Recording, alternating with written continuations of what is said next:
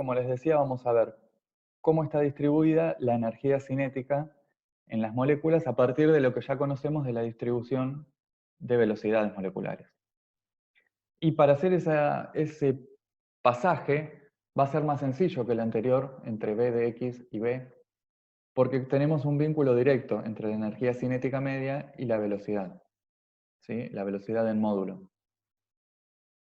La energía cinética media es un medio de la masa por la velocidad al cuadrado, ¿sí? Esto que tenemos acá, así puedo definir la energía cinética y vamos a usar esta letra, creo que la venimos usando, esta letra minúscula, para indicar que es una energía cinética de cada molécula, por molécula, ¿sí?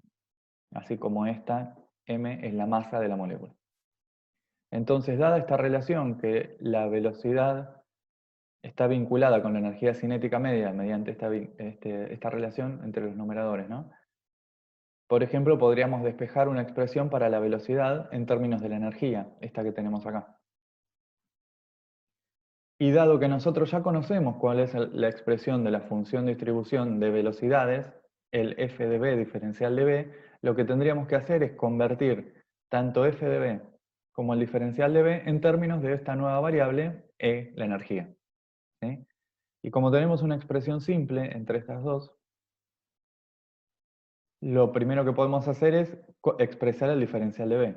Si derivamos esta función, ¿se acuerdan que la derivada de la función raíz cuadrada es 1 sobre 2 raíz de lo que tenía?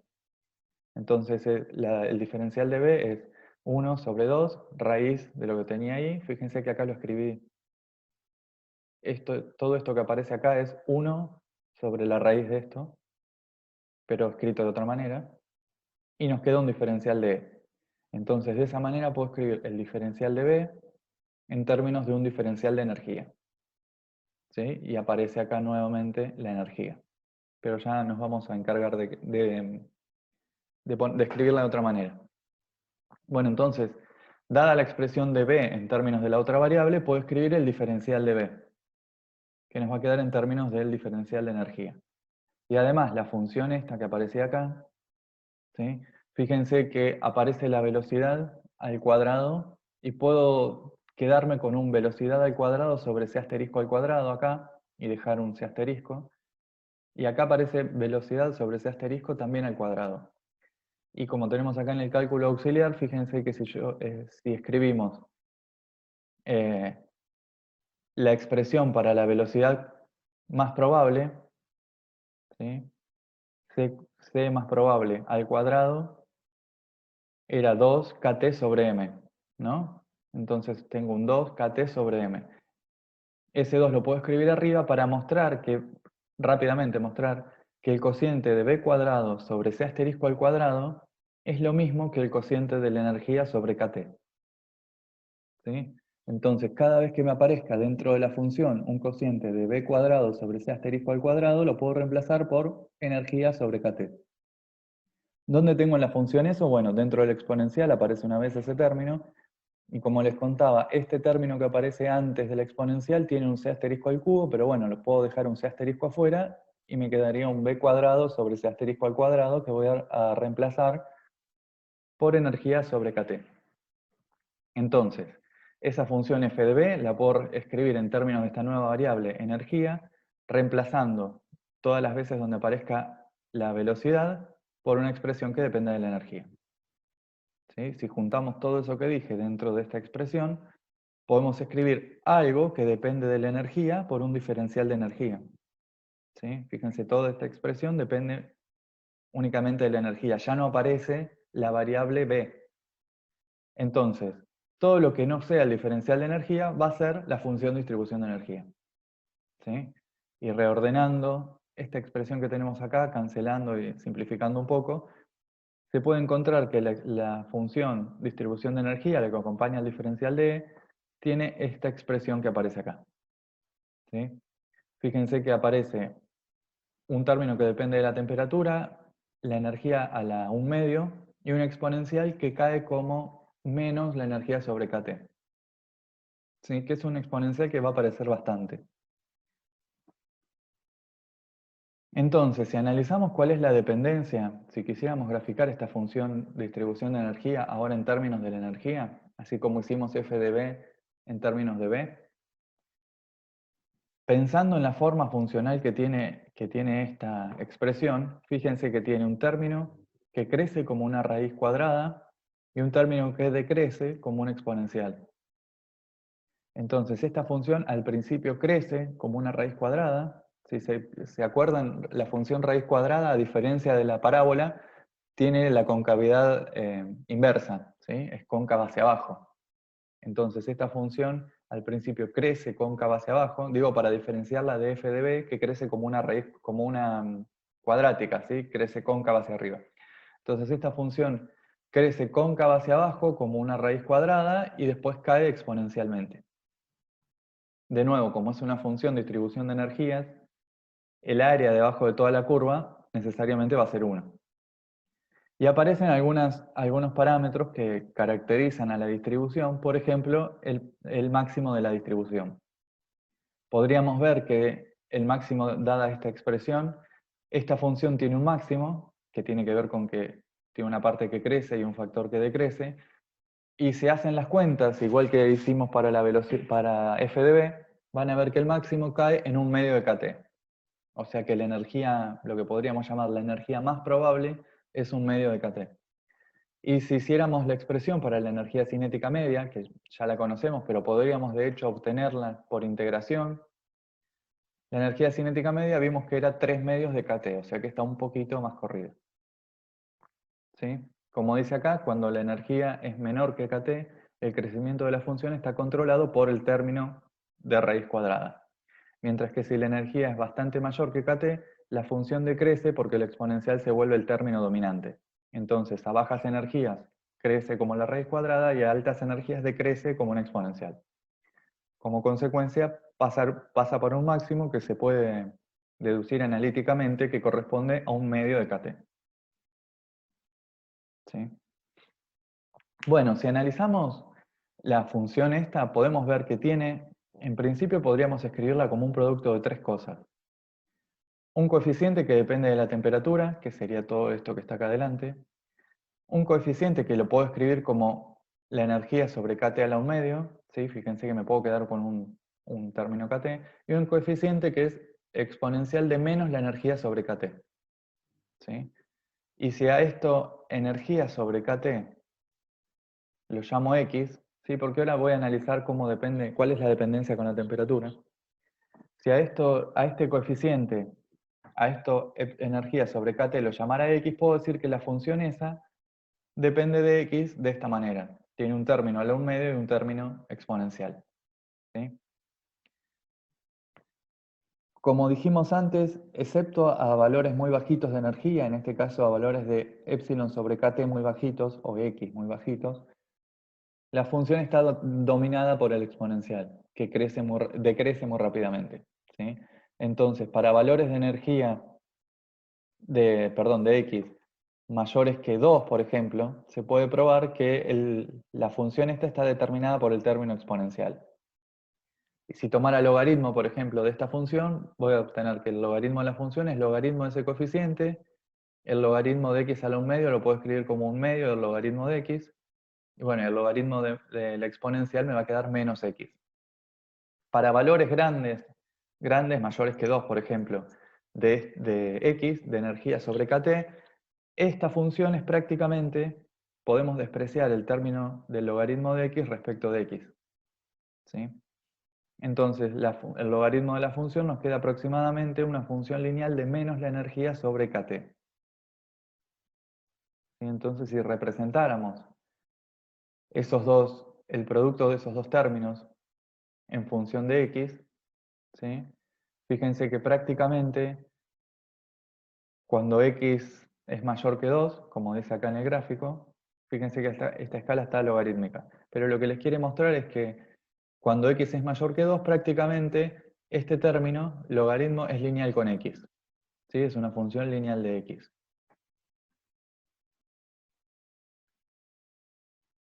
Entonces podemos decir que para valores de energía mayores que se acuerdan que este parámetro X es epsilon sobre kT. Entonces, para valores de energía mayores de 2 kT, podríamos decir que la función esa es lineal con ese término, energía sobre kT. Bueno, y si tiene esta relación funcional, entonces la derivada de algo que dependa de esa función respecto a la temperatura tiene una dependencia con la temperatura de este tipo. ¿Sí? Fíjense, directamente podemos hacer la derivada de esta función y encontramos esta. Que si se acuerdan lo que vimos hace un par de clases, dijimos que en muchos fenómenos experimentales se encontraba este tipo de dependencia.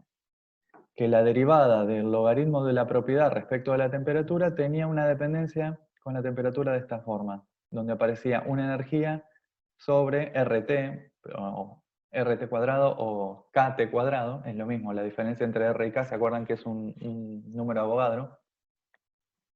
Entonces, este tipo de distribución explica la dependencia que se encuentra para, por ejemplo, la energía de vaporización o la velocidad de las reacciones químicas, ¿sí? cuya velocidad, por ejemplo, aumenta en las reacciones químicas, aumenta con la temperatura. Y si analizamos cómo cambia la constante de velocidad con la temperatura, cumple con una relación de este tipo. Entonces, podemos decir que si la fracción esta de moléculas que superan un determinado valor describe la fracción de moléculas que pueden participar de un determinado proceso al modificar la temperatura, y ese proceso podría ser, bueno, que se vaporicen o que reaccionen, entonces puede explicarse con esta distribución de energía que los procesos tengan una dependencia con la temperatura de esa manera, una relación funcional de la que tenemos acá. Entonces, si P es una propiedad a la que contribuyen las moléculas que cumplen con la condición de tener energías tales que superan cierto valor, ¿sí? Esta condición podríamos decirla como las moléculas que contribuyen a una determinada propiedad, por ejemplo, que contribuyen a la presión de vapor, son las que superan un determinado valor de energía. Y esta podría ser la energía que necesitan para escapar de la fase líquida, por ejemplo.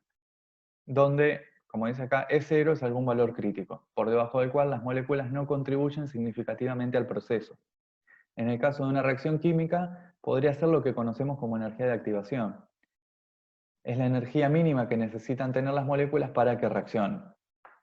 Bueno, entonces, si esto es así, debería cumplirse que el logaritmo de la propiedad es aproximadamente una función de ese E0 sobre kT, lo que explica la dependencia experimental con la temperatura de las propiedades. ¿Sí? Bueno, lo que vimos ahora fue entonces una descripción simple de cómo será la distribución de energía entre las moléculas para el modelo que venimos desarrollando del gas ideal. Si se acuerdan, este gas ideal para nosotros estaba constituido por partículas puntuales que lo único que hacen es moverse en el espacio, o sea que solo tienen energía que llamamos de traslación, y que, por ejemplo, no interactúan, son partículas que no interactúan entre sí. Lo que nos va a interesar ahora es qué pasa con un gas que sea un poquito más complejo, en el que podamos tener en cuenta que en realidad las moléculas no son partículas puntuales, y como dijimos en algún momento, podrían experimentar otro tipo de movimiento que no sea necesariamente el de traslación. Dijimos, si la partícula está formada por más de un átomo, por ejemplo, podría experimentar un movimiento de rotación o de vibración. Bueno, entonces, ¿cómo podemos calcular la energía y en particular la energía media de un sistema en el que las partículas, además de trasladarse, como en nuestro gas ideal, pueden rotar y vibrar? Y para eso vamos a introducir un principio que se conoce como principio de equipartición de la energía, que nos va a permitir eso, estimar cuál es la energía media asociada al movimiento de rotación y de vibración. ¿Sí? Porque la energía media de traslación ya la conocemos. Para cualquier gas ideal, la energía media de traslación era 3 medios de kT, ¿sí? Por molécula. Entonces, lo que nos preocupa ahora es qué pasa con la energía de un sistema gaseoso si está formada por moléculas que vamos a decir con estructura interna. ¿Qué quiere decir esto? Que ya no puedo pensarlas como un punto, una masa puntual, sino que empieza a tener algún peso que la molécula esté formada por más de un átomo. Y una cuestión que nos va a interesar es cómo puede calcularse la energía media en el caso de los movimientos de rotación y perdón, acá dice de traslación, pero en realidad debería decir de vibración. ¿Sí? Cuando tenemos otro tipo de movimientos que no son la traslación necesariamente. Entonces, ¿qué hay que tener en cuenta para esta parte? Ahora, las moléculas son estructuras complejas en comparación con las hipótesis del gas, que decíamos no tienen estructura interna, son masas puntuales. Y en el caso de considerar una molécula poliatómica, debemos tener en cuenta que además de trasladarse en el espacio, como dijimos antes, la molécula también podría rotar o podría vibrar. Y estos movimientos van a contribuir a la energía interna del sistema. ¿Sí? Si realizan movimientos, hay una contribución dinámica adicional que está relacionada con otro tipo de movimientos que no son necesariamente desplazar el centro de masa por el recipiente que contiene el gas.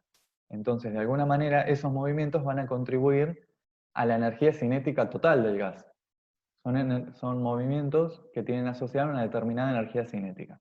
Lo que vamos a hacer entonces es analizar apenas una descripción simple de cómo es la energía de rotación y cómo es la energía de vibración para poder calcular la energía media asociada a esos movimientos.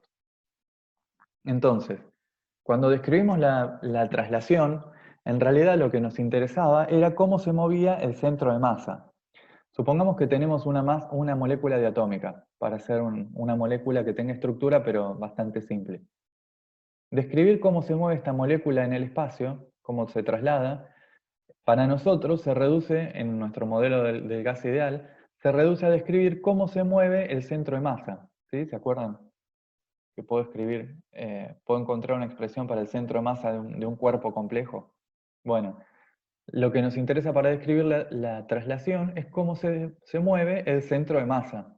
Cuando escribíamos la energía cinética de traslación era un medio de la masa por la velocidad en cada componente al cuadrado, pero esta masa era la masa total de la molécula. En nuestro caso sería M1 más M2. ¿Sí? Entonces, bueno, esta descripción ya la hicimos. Nos queda ver qué pasa con el movimiento de rotación y de vibración. Si repasan de Física 1, lo que vieron cuando describían el movimiento de rotación en dinámica de un cuerpo rígido, el movimiento de rotación se puede describir si, por ejemplo, tenemos en cuenta algunos ejes de rotación. ¿Sí? La rotación se describe alrededor de un eje. Entonces, dado un cuerpo cualquiera, que acá está representado por este trazo anaranjado, pero dado un cuerpo cualquiera, podría ser una molécula o no, el movimiento de rotación es aquel que realiza el cuerpo alrededor de ejes. ¿Sí? Fíjense que en este movimiento de rotación el cuerpo se está moviendo, pero el centro de masa por el que pasan los ejes no se mueve. ¿Sí? Solamente rotan, la molécula o el cuerpo rota alrededor de un eje que pasa por el centro de masa. Entonces, en principio, para un cuerpo arbitrario podría tener 3 ejes de rotación que los puedo escribir perpendiculares entre sí. ¿Sí? Podría decir un eje X, eje Y y eje Z. Y si se acuerdan, cuando estudiábamos el movimiento de rotación de los cuerpos, así como para el movimiento de traslación aparecía la masa en la expresión de la energía cinética, para el movimiento de rotación aparecía un análogo de la masa para la rotación, pero que lo llamábamos momento de inercia. ¿Sí? ¿Se acuerdan de la expresión momento de inercia? Solamente nada más que tengan presente eso. Entonces, dado un eje de rotación, algo que me permite describir el movimiento de rotación del cuerpo alrededor de ese centro de masa, de ese eje de rotación, es el momento de inercia. De hecho, la energía de rotación respecto de cualquiera de esos ejes se puede escribir como un medio del momento de inercia por la velocidad angular al cuadrado. ¿Sí? Fíjense que esta expresión es análoga a la que tenemos, por ejemplo, para la traslación en una dirección. Entonces, por eso les digo que el momento de inercia es como el análogo de la masa para el movimiento lineal.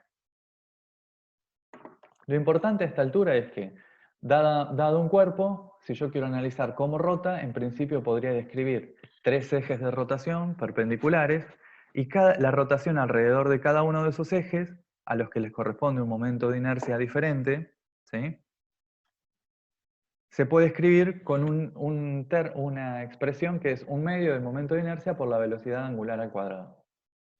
Y aparecía también, podemos expresarlo también, en términos del momento angular. Esto no importa, pero les recuerdo que el momento angular es el producto del momento de inercia por la velocidad angular. Entonces, dada esta expresión, se puede escribir también la energía de rotación en términos del momento angular. Entonces, dijimos, para un cuerpo cualquiera, en principio podría describir la rotación alrededor de 3 ejes.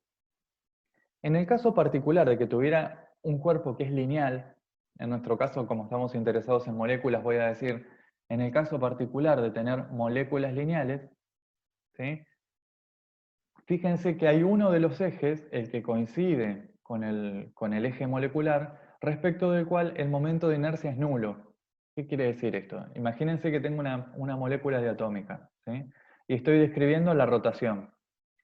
Bueno, la rotación alrededor de este eje, que ahora está llamado I, va a ser directamente que esta molécula, que este átomo empiece a bajar por acá, rote, y este otro suba y se meta al plano de la diapositiva, en este caso, del pizarrón, iba a decir.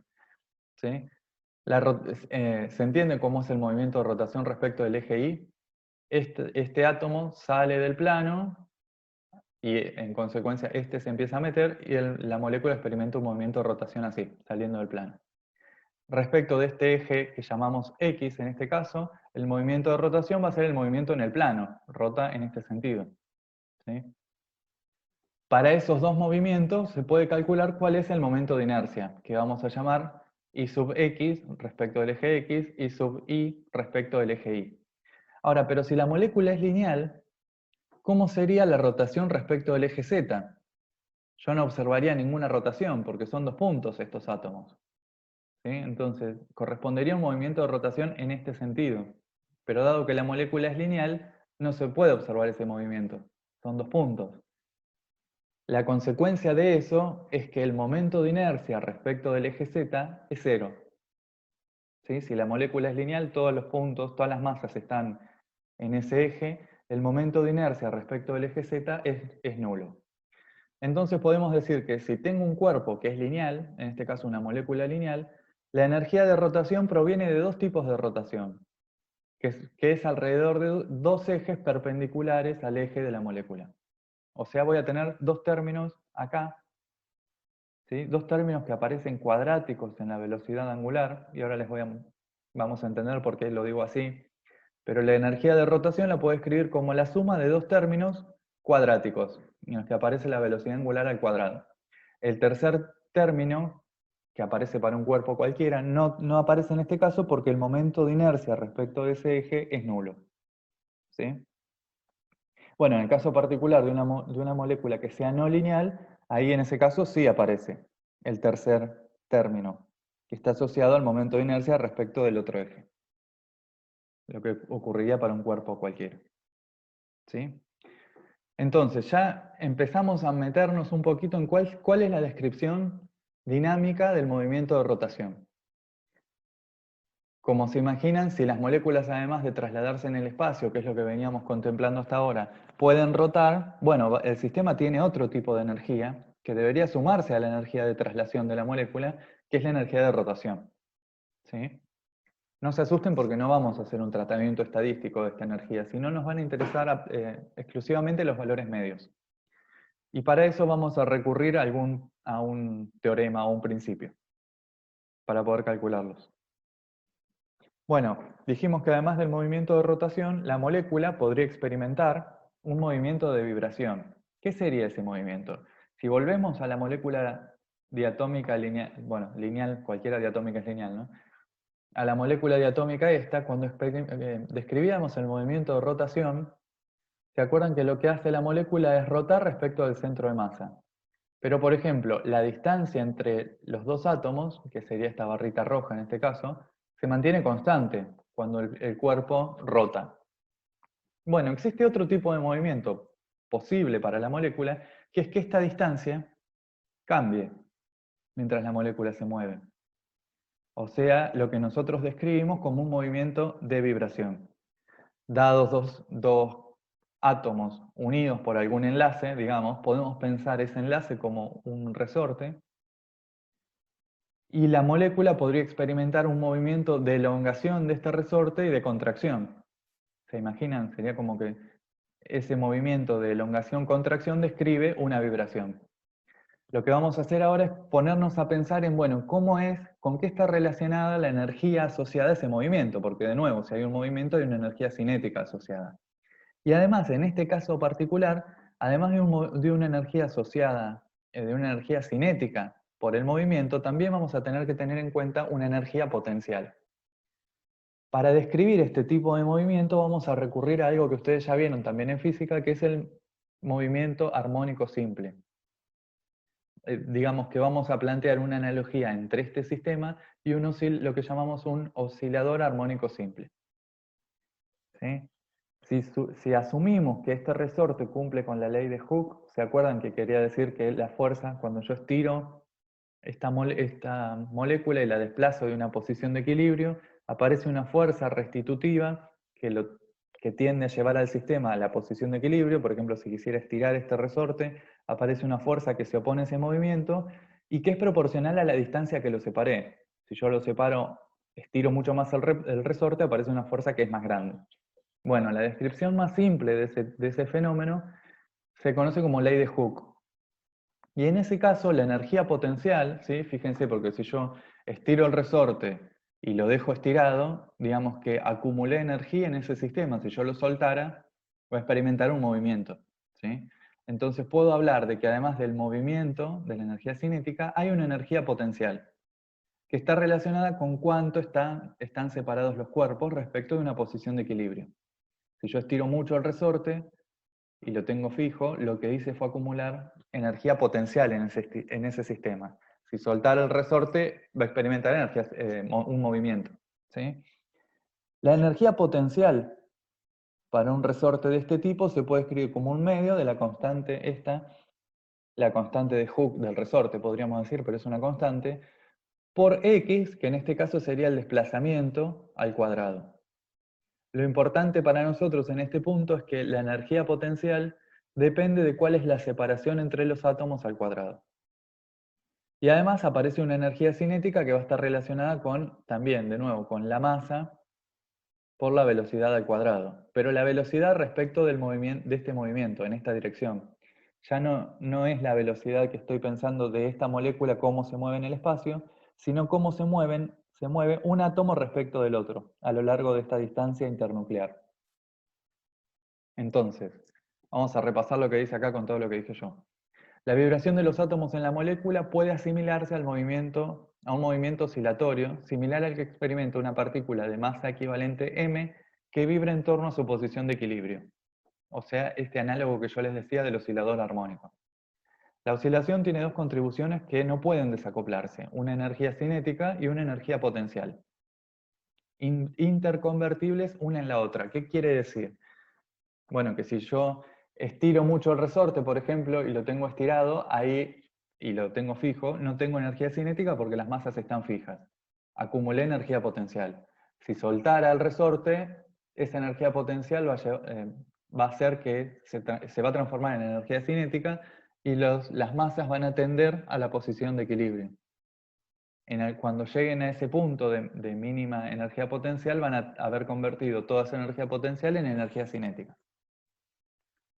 Bueno, lo que nos interesa de esta parte es que la energía vibracional total, la suma de la energía potencial y de la energía cinética, se puede escribir de esta manera. Para el cuerpo este que vibra, un análogo de una molécula diatómica, tengo un término que está asociado con el movimiento, la energía cinética de ese resorte, y un término que está asociado con la energía potencial, que depende del cuadrado de la distancia de la separación internuclear de los cuerpos. Y en este caso, el término de energía cinética depende de la velocidad al cuadrado, la velocidad a lo largo del eje X, que defino como el eje del resorte. Bueno, entonces, Si la energía vibracional tiene un valor dado, las contribuciones cinética y potencial están limitadas, digamos. La energía cinética irá entre 0 y ese valor de energía, y la energía potencial entre 0 y ese valor de energía, y podemos decir que son interconvertibles. Lo que nos interesa a nosotros es cuál es la energía vibracional total.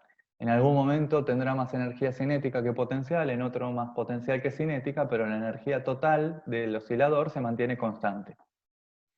Y puede escribirse con dos términos cuadráticos, como dice acá. Además de estos dos tipos adicionales de energía, existe otro que podríamos considerarlo como la energía electrónica. ¿Sí? Sería la energía de los electrones en los átomos o moléculas. Es un tipo adicional de energía que no vamos a considerar nosotros, porque la contribución que tiene a la energía interna no cambia con la temperatura. Entonces este tipo de energía va a contribuir a una constante que vamos a llamar U0, que ya apareció en algún momento, y que decimos es una contribución que tiene la energía en algún punto, porque de hecho no podemos poner un cero de energía. Entonces vamos a decir, bueno, la energía interna es una energía en el 0 Kelvin, y a partir de ahí empezamos a sumar energías que dependen de la temperatura. La energía de los electrones en las moléculas no tiene una dependencia con la temperatura, entonces va a aparecer en la expresión que vamos a escribir después de la energía interna dentro de este parámetro que llamamos U0.